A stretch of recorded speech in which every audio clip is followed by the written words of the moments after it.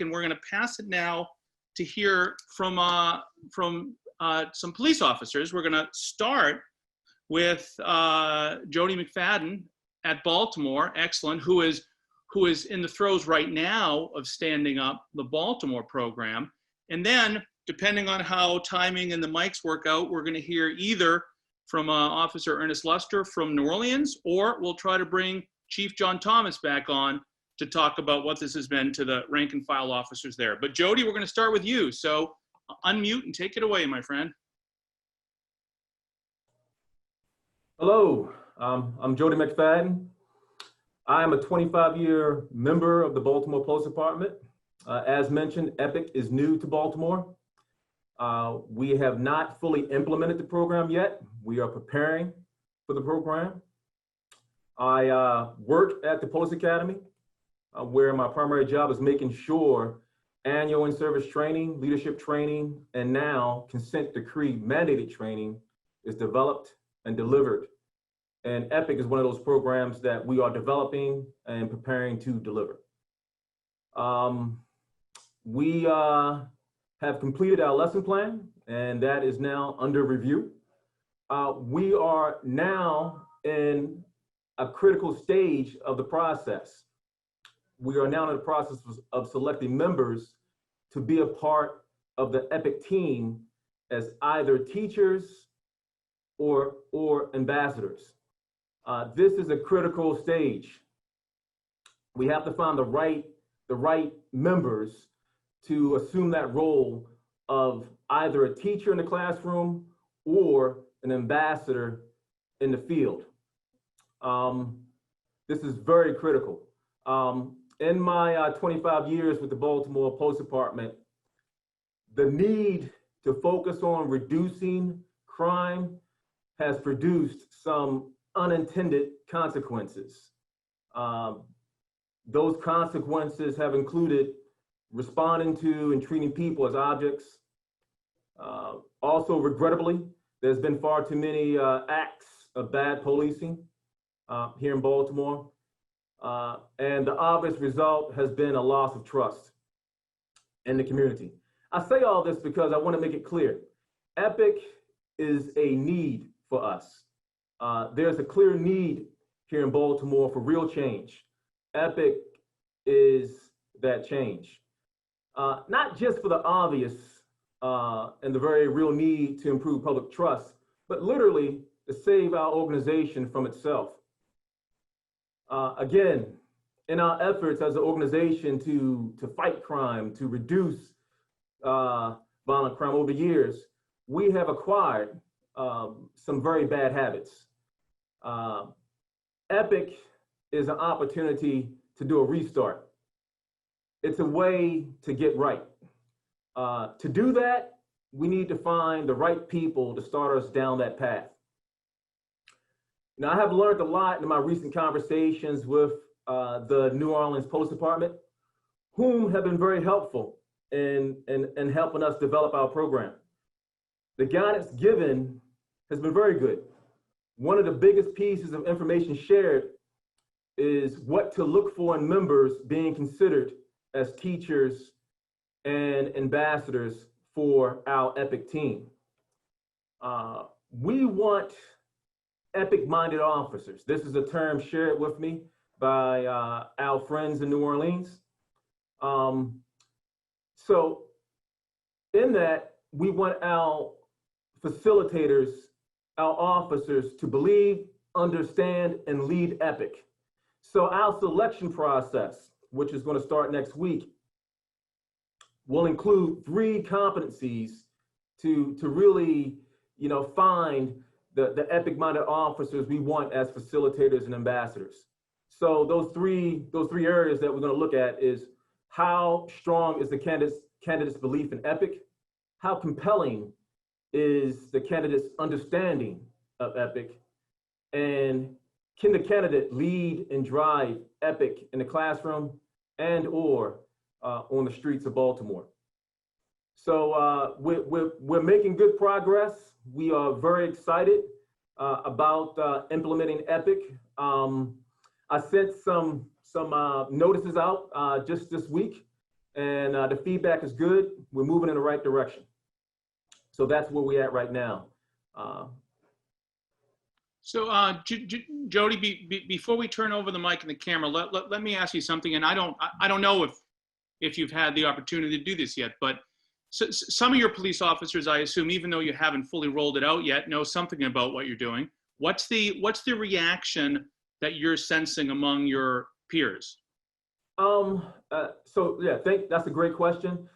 And generally, many members, you know, they've heard the commissioner talk about it. Some members have gone a step further and done their own inquiry into the program, you know, and the general response that I'm getting is folks believe that we need this. As I mentioned, you know, I'm not the only one that's been here for a while. Many members that have been a part of this organization that's been involved in the crime fight, which is very real here in Baltimore, feel as though, you know, we have gotten off track, and we need to kind of get back there, and many members do, but they recognize that, you know, they may be epic-minded, but they can't do this work by themselves. They need aid, they need support, they need a strong process to help them and others to kind of find their way back to good policing.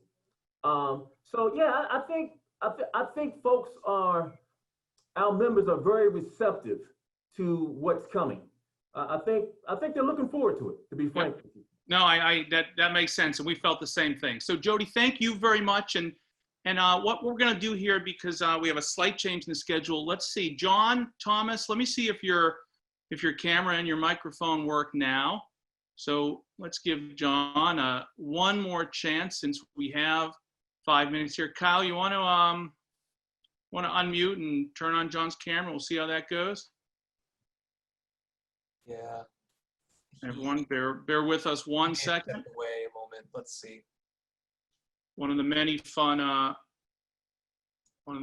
hurdles. If that doesn't work, then we're going to be going to Joel Devoskin, the NOPD officer who we originally wanted took ill, unfortunately.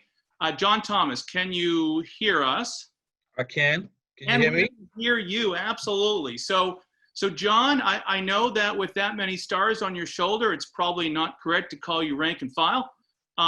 So Deputy Chief Thomas, we only got 3 minutes or 4 minutes, but you know, we wanted to talk about what this has meant to rank and file officers, and you were in this from the beginning. So why don't you speak for that?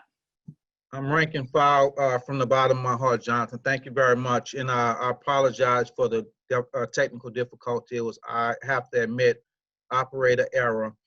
Yeah, this has been near and dear to my heart. Jonathan and I spent a lot of nights and evenings doing coffee and tea over dinner talking about this. And like I said, this is near and dear to my heart. And once you've been exposed to this, and as we sat down and Dr. Staub really brought it to our attention from an academic standpoint, you really get to understand and get to see that what we've been doing is really not rocket science, but you get to understand that you can really save not only lives, but save careers. I have been exposed to a lot of suicides. I've been exposed to a lot of people who have lost their careers unnecessarily. And as you get exposed to this program, you see that, you know what, you can really save lives, you can really save careers. I saw the lieutenant from Boston said he had 25 years. I'm coming up on 29. And the way we used to handle a lot of stuff in our careers is that it was two things that we did. It was usually infidelity and alcohol. That's the way we handled our problems. And we know that the mental health, as we go through COVID, as we go through a lot of things that we're experiencing now, that we have to have not only physical well-being, but also mental well-being. Officer Assistance Program is something that we reached out to as a result of the consent decree. We didn't have a very robust, like I said, our way of dealing with our issues in the police department, because it was a very closed society. You know, we kind of like us against them. It wasn't really a whole bunch of community policing way back when. So as we develop the community concept, as we move along with this, and the consent decree was a curse and a blessing all in one, because let's grant it, the consent decree can be difficult because you have outsiders coming in and then breaking into your mold. And now we see that, you know what, we really are just a part of the community. It's not us against them. And as we brought in EPIC, we really get to see that, you know what, we really just a part of the community. We all one. And EPIC get us to see that, you know what, we are our brother's keepers. We all one. And now we get to experience and take care of each other. And as we go through this, we all see that we have our own issues. And as Jonathan say often, it's just not about law enforcement. And as we expand this program into ABLE, I think we all start to see nationwide. We're starting with law enforcement. Jonathan, I'm forever grateful. This Christy, I'm forever grateful that we expanded this program.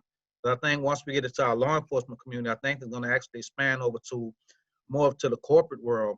So I don't want to belabor this. I think this, the object of this Zoom is to just give a teaser.